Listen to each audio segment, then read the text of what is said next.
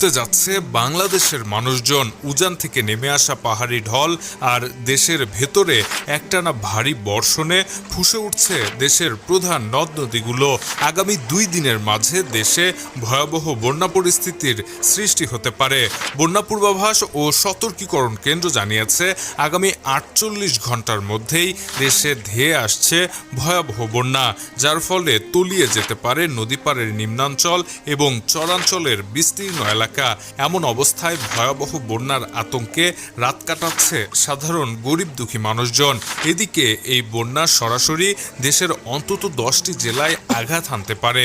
বড় বিপদের মুখে রয়েছে উত্তরাঞ্চল তথা তিস্তাপাড়ের এলাকাগুলো, বিশেষ করে উত্তরের লালমনিরহাট, নীলফামারী, কুড়িগ্রাম এবং রংপুর রয়েছে সবচেয়ে বেশি ঝুঁকিতে।